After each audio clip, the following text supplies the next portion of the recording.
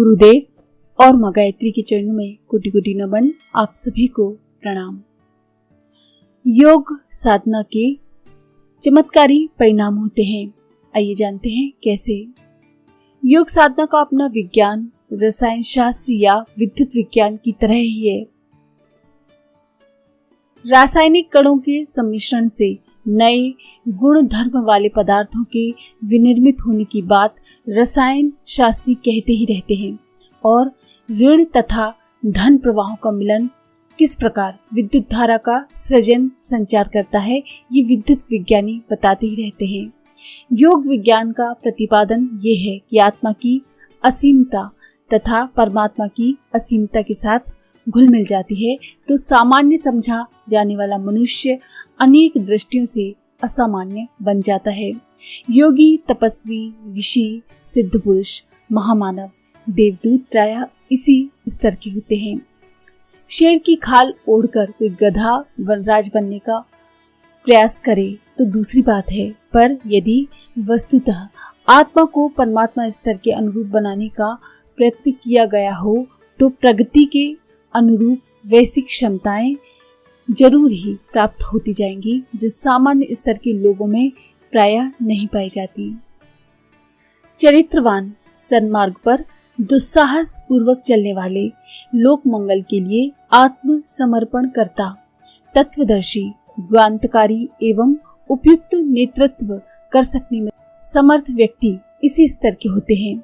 जबकि सामान्य नर कीटकों की तरह पेट और प्रजनन से ही जिनको फुर्सत नहीं मिल पाती है, किसी सत्कर्म में जिनको कोई रुचि नहीं होती, तब धारा चीर कर उल्टी दिशा में चल पड़ने का साहस दिखा सकना निश्चय ही बड़ा कठिन काम है। इस कठिनाई पर विजय आत्मबल के आधार पर ही पाई जा सकती है। ऐसी देव स्तर की आत्मशक्ति को प्राप्त कर सकना एक चमत्कार ही समझना चाहिए।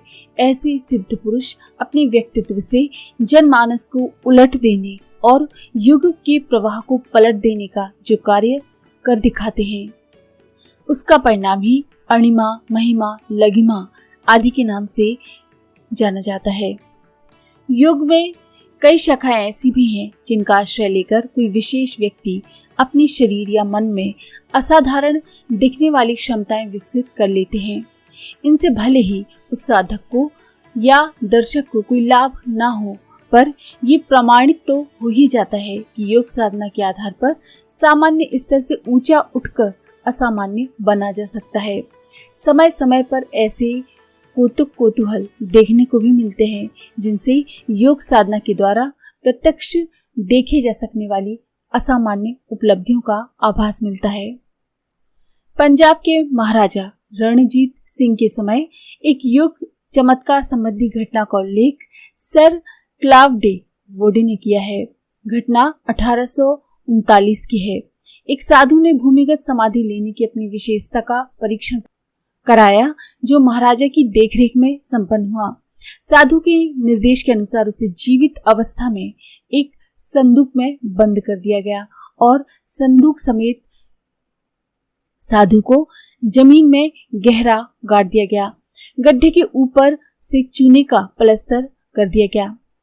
6 सप्ताह तक एक घंटे की ड्यूटी लगाकर रात दिन के पहरेदार नियुक्त किए गए और उनके ऊपर एक निरीक्षक अफसर भी रखा गया ताकि किसी प्रकार की चालाकी या संदेह की गुंजाइश न हो।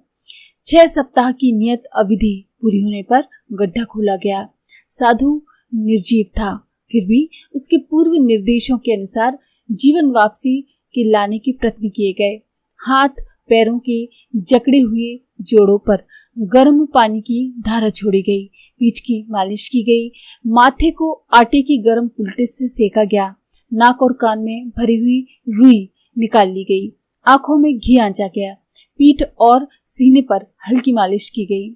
फलतः शरीर में हरकत आरंभ हुई, सांस चली, नाड़ी धड़की और धीरे धीरे वो साधारण स्थिति में आ गया। साधु ने राजमंडली से पूछा, आपको योग की शक्ति पर विश्वास हुआ या नहीं? दरबारी क्या कह सकते थे? उन्होंने स्वीकृति सूचक सिर हिला ही दिया। सर क्लावडे उन दिनों भारत सरकार के एक उच्च अधिकारी थे। उन्होंने अपनी जानकारी में घटी इस घटना का उल्लेख करते हुए लिखा है कि भारत में ऐसे ज्ञात और अविज्ञात योगियों की कमी नहीं है जो ऐसे आश्चर्यजनक कर्तव्य प्रस्तुत करते हैं जिनका सामान्य शरीर विज्ञान की दृष्टि से कोई समाधान नहीं सूझता। स्वामी विशुद्धानंद जी की चमत्कारी सिद्धियों के बारे में कल्याण पत्रिका में जो विवरण प्रकाशित हो चुका है उससे उनकी विशेषताओं पर प्रकाश पड़ता है। कहा गया है कि वे हाथ रगड़कर मनचाहे पुष्पों की सुगंध उत्पन्न कर देते थे। उनके शिष्यों द्वारा अनेक प्रकार की सुगंधों की फरमाइश करना और तत्काल ही वैसी सुगंध को उत्पन्न कर देना ये कम आश्चर्यजनक नहीं था। एक वस्तु की दूसरे के रूप में परिवर्तित करने की विद्या को वे सूर्य विद्या बताते थे। उन्होंने उसे प्रमाणित भी किया था। उन्होंने एक फूल उठाया और उसकी प्रत्येक पंखुड़ी से एक अलग फूल उत्पन्न कर दिया।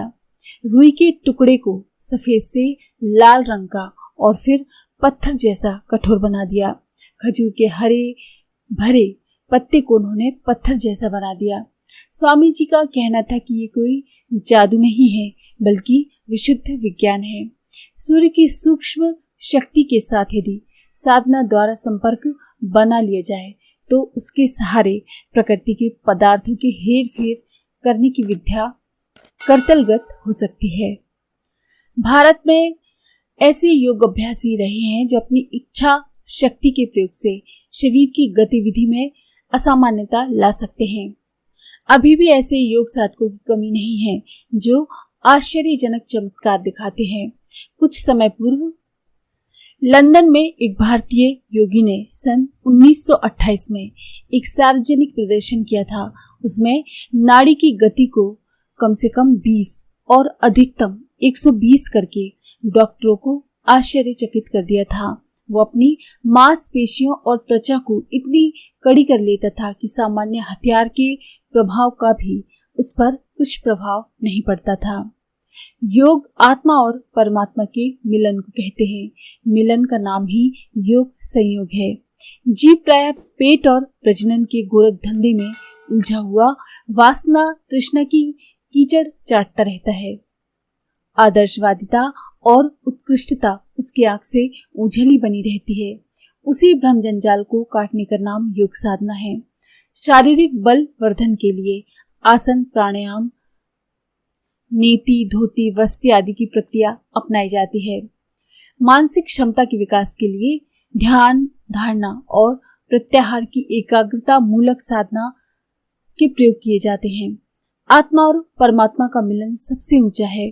अपनी आकांक्षा की भावना को संकीर्ण स्वार्थपरता की परिधि से ऊंचा उठाकर जब दैवी प्रेरणाओं में नियोजित किया जाता है तो वो भाव योग की साधना नर को नारायण ही बना देती है।